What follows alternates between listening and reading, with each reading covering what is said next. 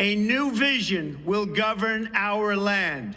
From this day forward, it's going to be only America first. America first. Une foule enflammée, des casquettes MAGA, un podium et une voix qui crie « They are lying to you ». Donald Trump a bouleversé la manière dont un politique communique avec son public. Pourtant, sa rhétorique populiste n'a rien de nouveau. L'occasion pour moi de revenir sur ce qu'est le populisme, un concept pas si nouveau dont Donald Trump en est devenu la figure centrale.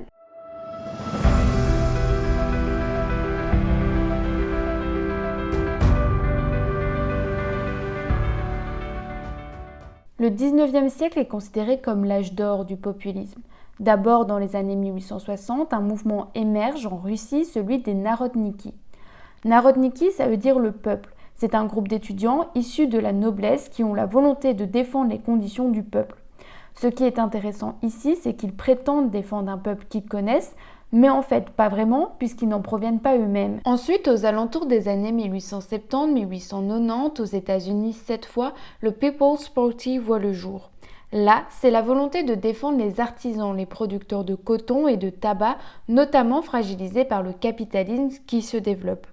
L'une des têtes de ce mouvement, c'est une femme, Mary Elizabeth Lees, ce qui n'est pas courant à cette époque. Mary Lees, elle avait l'habitude de dire « ce n'est pas un gouvernement du peuple, par le peuple et pour le peuple que nous connaissons, mais un gouvernement de Wall Street, pour Wall Street et par Wall Street ». Ici, on voit déjà une critique du capitalisme et une opposition entre le peuple et les élites. Pour comprendre pleinement ce qu'est le populisme, j'ai posé la question à deux politologues, Benjamin Biard, chercheur au CRISP en Belgique, et Morgane Baumier, doctorante à l'Université Laval à Québec. Aujourd'hui, la définition qu'on peut en retenir, et encore, elle fait l'objet de nombreuses tensions, nombreux désaccords, y compris au sein de la communauté scientifique, mais j'ai tendance à le définir comme un style politique. Un style politique qui crée un antagonisme entre un peuple, paré de toutes les vertus, et des élites politiques, économiques, académiques, culturelles, médiatiques aussi, qui à l'inverse seraient, ou en tout cas sont pointées comme parées de tous les vices. Le populisme, c'est donc un style de communication qui vient se greffer à différentes idéologies.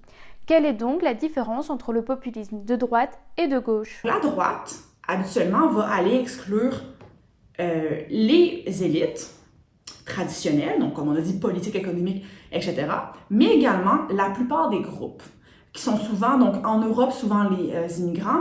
Aux États-Unis, c'est également les immigrants qui prennent une grande place sous Donald Trump. Donc on exclut ces groupes-ci. Donc là, on a vraiment une société qui est divisée en trois camps.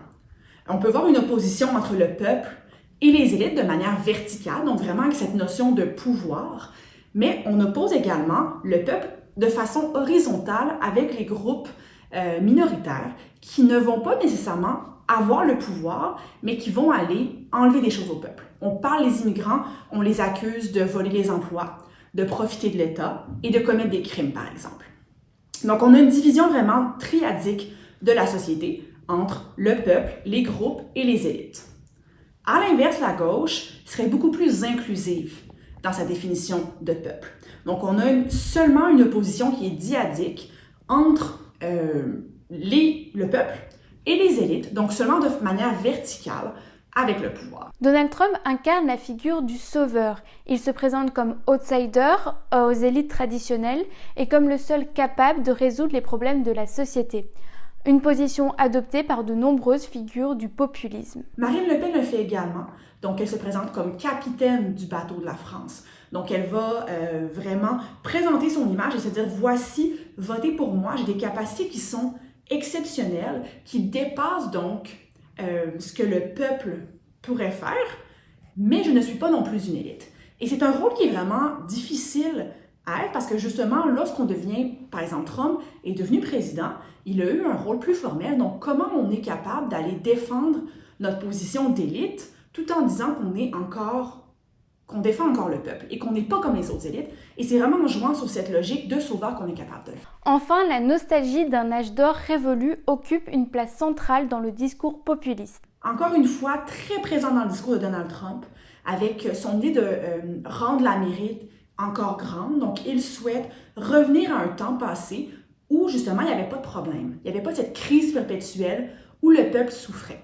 Donc on va justement avec des slogans, on souhaite revenir à cet âge d'or qui est souvent flou, on ne sait pas trop à quel moment on fait référence, mais on propose donc un retour à ce temps passé qu'on va opposer là, avec ce moment présent qui est un peu vraiment dans la crise, rien ne fonctionne, rien ne va bien. Et voilà, c'est déjà terminé pour aujourd'hui. J'espère que cette vidéo vous a plu. Merci pour votre écoute et on se retrouve très prochainement pour une nouvelle vidéo.